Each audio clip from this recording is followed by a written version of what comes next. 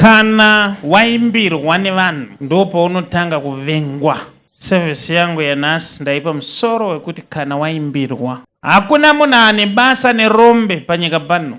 When you are a nobody, no one is bothered. Kuna ane basa newe when you are a nobody. But kana waimbirwa, kana ukangorumbidzwa, when people start to say good things about yourself, then you have many enemies. When people start to sing praises about your life, about yourself, then you have more enemies than friends. Because people hate progress. They don't want you to rise. They want you to remain at that level. Kana waimbirwa. Now, David unonobatsira Israel yese mushure mekunge auraya Goliath. Goliath was a common enemy of Israel. Because prior to that incident, Goliath challenged everyone to a battle. Goliath anoti ku Israel yese weaimurwe neni, nuda wanu wenya anozviti ndiye. Kana achinga arwa neni, akandikunda, zvinoreva kuti Israel yese yakunda. Ndobva David waenda kunorwa na Goliath on behalf of everyone.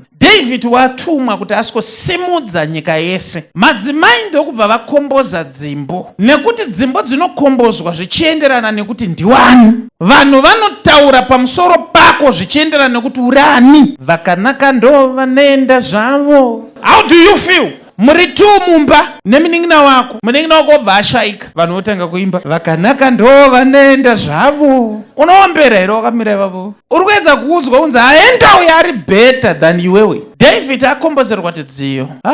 David akaoma, wauraya zviuru nezviuru, tens of thousands. So akaipawo futi akauraya zviuru. Mambo Saul ndokubva vatsamwa vakati rwiyo ruri kuimbwa nevanhu vaakurumbidza uyu kudarika ini sei. Ndobva vatanga kumuvenga. But mubvunzo wangu kuti sei vakamuvenga? Ndiye aimba here kana kuti aimbirwa?